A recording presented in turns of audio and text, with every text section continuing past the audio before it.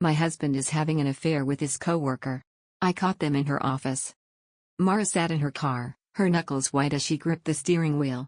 The words still echoed in her mind, the same words her husband, Daniel, had whispered over the phone when he thought she was asleep. "I'll see you tomorrow. Can't wait." It had been a late-night conversation, hushed and secretive, and her husband's tone, soft, intimate, was one she hadn't heard directed toward her in years. The realization had hit her like a cold shock, her stomach twisting with dread and disbelief. For the past few weeks, his new work project with Claire had meant endless late nights and weekends. She'd wanted to believe it was just work, but tonight, the pieces snapped into place in her mind with sharp clarity. Determined, she drove to Daniel's office, telling herself she needed to know the truth, even if it shattered her. The empty parking lot and dimly lit lobby only amplified her heartbeat as she made her way inside, passing rows of silent desks and darkened conference rooms until she reached a door at the far end, the office of Claire Matthews, Daniel's coworker. Her hand hovered over the doorknob, her mind racing. She took a steadying breath, and, before she could second-guess herself, pushed open the door. Inside, the warm glow of a lamp cast shadows over Daniel and Claire, who were seated close together, heads bent in whispered conversation. The air between them crackled with a tension that was almost tangible. Mara's entrance shattered the intimate silence. They looked up, both of them freezing as if caught in a spotlight. "Mara," Daniel began, standing up abruptly, his face pale. Claire's expression was a mix of surprise and guilt, her hands clutching a file that now seemed like a flimsy disguise. Mara clenched her fists, forcing her voice to stay steady. "You're still working, I see?" She expected excuses, explanations, anything that might put her heart at ease. But Daniel just stared at her, his eyes wide, his mouth opening and closing as he struggled for words. "Mara," he finally said, "it's not what you think." A hollow laugh escaped her. "Of course it isn't. Because what I think is that my husband is in another woman's office, in the middle of the night, sharing secrets meant for us. Is there some other version of this that you'd like me to believe?" Claire looked down, her face flushed with shame. But Mara kept her gaze on Daniel, whose eyes were pleading, desperate. Daniel took a tentative step toward her, his hands reaching out. "Please, Mara. I know I've messed up. I know it looks unforgivable, and maybe it is. But I don't want to lose you." Mara's heart twisted painfully, her mind a whirlwind of memories, the years they'd spent building a life together, the shared laughter, the whispered promises. And now, here they were, standing in the dim light of another woman's office, her marriage crumbling around her. "I don't even know who you are anymore," she whispered. "The man I married would have fought for us. He would have been open with me, would have tried to fix this before turning to someone else." "Mara." Daniel's voice broke, his face a portrait of regret.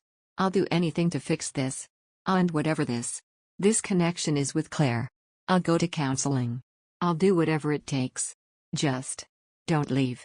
Mara looked at him, searching his face for the man she had once trusted with her heart, but all she saw was someone she barely recognized. The love she'd once felt had been chipped away, bit, by secrets and lies. And the reality was clear. He had shared a part of himself with someone else, a part that had once belonged solely to her. Daniel looked stunned, his mouth opening as if to respond, but no words came. The weight of what she'd said seemed to finally sink in, and for the first time, Mara saw something genuine in his eyes, a flicker of panic, and maybe even loss. "Mara, please," he said, his voice breaking, "I don't want this. I don't want to lose you." She shook her head, a surprising calm steadying her. "You already have, Daniel." When you chose to turn to her, she nodded toward Claire, whose face was flushed with remorse. "You chose to walk away from us. I didn't leave you. You left me." Daniel took a tentative step toward her, his hand half reaching out before dropping again, defeated. "We can fix this. I can fix this. Please, just give me another chance." Mara's gaze softened, not from forgiveness but from a sense of finality. "If you wanted another chance, you'd have fought for us before it ever came to this. But you gave up on me. On us." She could feel Claire's eyes on her, but she kept her focus on Daniel. She had once thought they could weather any storm together, but now it felt like she was finally waking up, seeing the reality she'd spent so long trying to ignore. Their lives had been running on parallel tracks, each of them moving forward but never really meeting in the middle. After a beat, Claire broke the silence, her voice barely a whisper. I'm so sorry, Mara. I never meant for any of this. Mara finally turned her attention to her, studying the woman who had somehow become part of her marriage without her knowledge. She searched for anger, for blame, but what she felt surprised her, just a deep sadness, like watching a cherished piece of her life crumble into dust. It was a hurt too vast and quiet for shouting or rage.